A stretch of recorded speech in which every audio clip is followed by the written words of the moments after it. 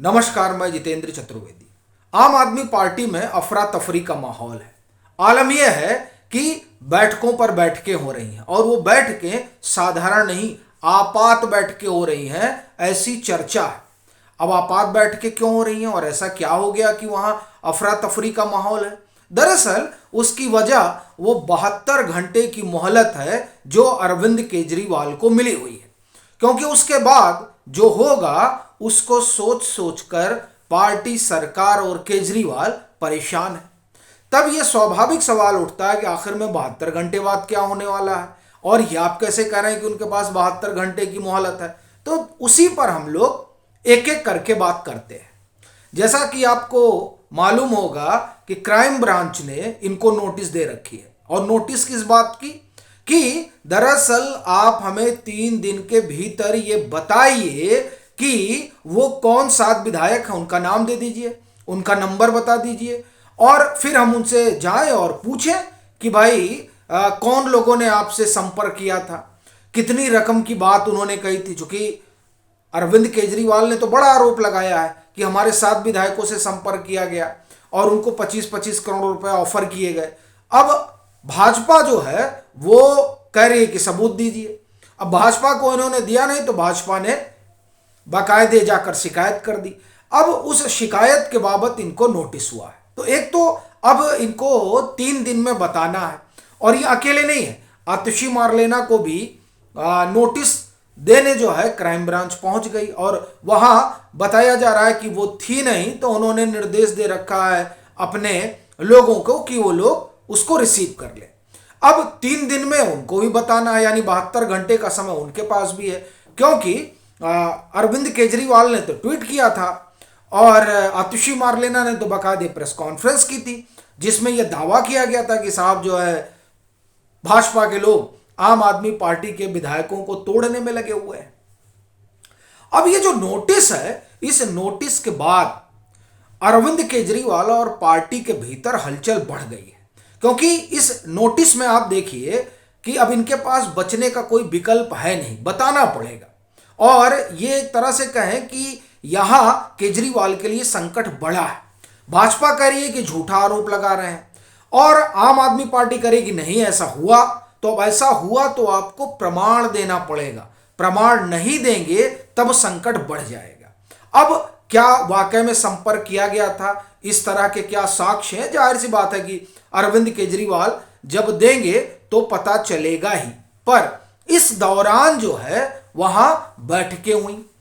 बताया जा रहा है कि अरविंद केजरीवाल, आतिशी मारलेना, राघव चड्ढा वहां ये जो जब नोटिस देकर गई क्राइम ब्रांच, तो उसके बाद वहां इन लोगों की बैठक हुई। अब उस बैठक में क्या कुछ तय हुआ, जाहिर सी बात है वो तो पार्टी के अंदर का मामला है, लेकिन खबर है तो बाहर आएगी ही। पर एक चीज जो पार्टी और केजरीवाल को परेशान कर रही है वो ये कि किया क्या जाए, क्योंकि आप देखिए कि ऐसे पीछे भी कई बार इस तरह के आरोप अरविंद केजरीवाल लगा चुके हैं, या मैं यूं कहूं कि अरविंद केजरीवाल की राजनीति का कुल लबोलुआ भी यही रहा कि आप आरोप लगाते थे और भाग जाते थे।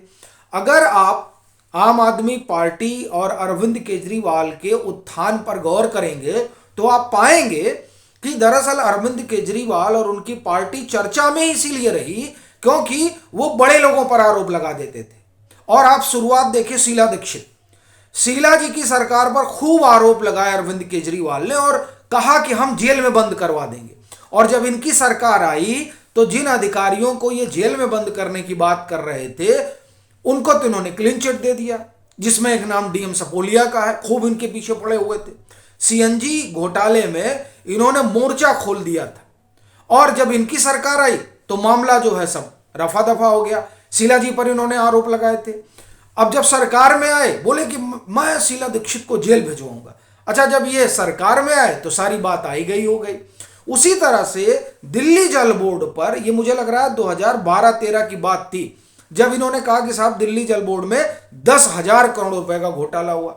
जब इनकी सरकार आई तो कोई जांच पड़ताल इन्होंने कराई ही नहीं। भाई निकल कर आता, आप इतना बड़ा आरोप लगाए हैं।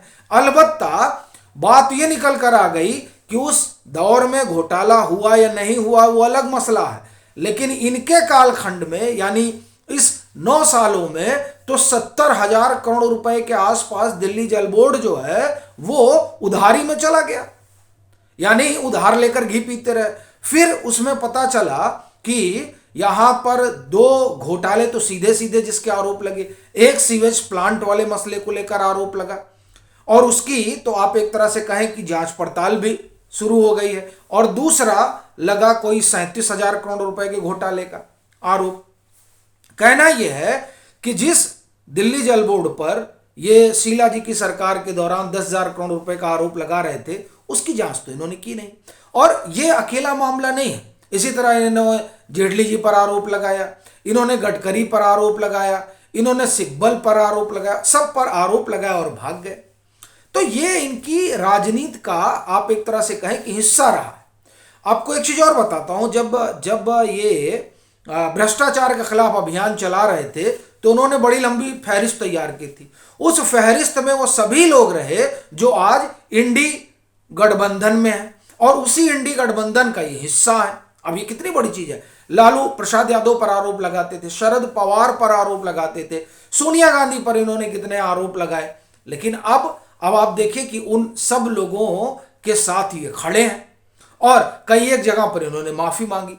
कहना यह है अपना कि दरअसल आरोप लगाकर अपने आप को बड़ा करने की जो कवायद अरविंद केजरीवाल ने शुरू की थी और उसी कवायद के सहारे वो सत्ता पर आप ये कहें काबिज हुए, यानी दागो और भागो कि जिस राजनीति के पुरोधा अरविंद केजरीवाल बने वो इनके लिए फायदेमंद जरूर रही। ये राजनीति के शिखर पर पहुंचने का जो रास्ता इन्होंने चुना था उस पर चलकर ये मुख्यमंत्री तक तो बन गए, लेकिन अब आगे का रास्ता लग रहा है कि बड़ा कठिन हो चला है, क्योंकि दागो और भागो में इनको कई बार माफी मांगनी पड़ी क्योंकि दांव उल्टा पड़ गया। और अब ये जो भाजपा पर इन्होंने आरोप लगाया एमएलए तोड़ने का, ये इनके लिए जो है अब बड़ा महंगा साबित होता दिखाई दे रहा है, क्योंकि जिस तरह से शिकंजा कसा गया है उसने केजरीवाल के लिए एक अलग तरीके का संकट पैदा कर दिया है। अब वो करें क्या, ये उनके लिए और उनकी पार्टी के लिए एक बड़ी समस्या है। और देखिए ये इसलिए कह रहा हूं क्योंकि भाजपा खुले तौर पर आरोप लगा रही है कि ये हमको सबूत दे, और इसीलिए उन लोगों ने जो है आप देखिए कि शिकायत भी दर्ज कराई। अब ये एक स्वाभाविक सवाल उठता है कि अगर भाजपा ने ऐसा किया होता तो वो शिकायत ही क्यों दर्ज कराती, एक। और दूसरा, इनके जैसे आप देखिए कि जैस्मिन शाह ने मीडिया से क्या कहा, उन्होंने कहा कि देखिए इसमें किसी धारा का उल्लेख नहीं है, वो कह रहे हैं सफेद कागज है, कोई धारा नहीं है, क्या कर रहे हैं ये लोग। देखिए उनका क्या है आरोप, क्या वो लगा रहे हैं। आम आदमी पार्टी के एक नेता ने सामने आकर दावा किया कि दिल्ली पुलिस की क्राइम ब्रांच ने जो नोटिस दिया है वो तो सिर्फ सफेद कागज पर एक खत भर है। आप नेता जैस्मिन शाह ने मीडिया के सामने वो ये दावा किया। बड़ी चीज ये है कि वो सब छोड़िए क्या धाराएं हैं क्या नहीं है, सबसे बड़ा मसला यह है कि अगर ऐसा है तो कायदे से वो नाम दे दिया जाना चाहिए। अब वो नाम अरविंद केजरीवाल के पास है या अरविंद केजरीवाल और उनकी पार्टी, जैसा कि भाजपा दावा कर रही है कि जो तमाम घपले घोटाले हैं उन घोटालों से ध्यान भटकाने के लिए इस तरह का आरोप लगा रही थी। अब ये चीज जो है सामने आएगी कि यह ध्यान भटकाने का मसला रहा या फिर अरविंद केजरीवाल की पार्टी को वाकई में तोड़ने का मसला रहा। ये जो जद्दोजहद है आम आदमी पार्टी की वो दरअसल सामने आएगी, और इसीलिए कहा जा रहा है कि अब 72 घंटे का समय है इनके लिए दूध का दूध और पानी का पानी हो जाने का। अगर आरोप ठीक है तब तो मसला अलग है, लेकिन अगर अरविंद केजरीवाल और उनकी पार्टी सिर्फ ध्यान भटकाने के लिए इस तरह का आरोप लगा रही होगी तो आप ये मानकर चलिए कि अब अरविंद केजरीवाल की जो सियासत है उसके दौर जो है वो बुरे शुरू हो गए हैं। आपकी क्या राय है जरूर साझा करें। मतांतर से नहीं जुड़े हैं तो जुड़ें, वीडियो को लाइक करें और खूब शेयर करें।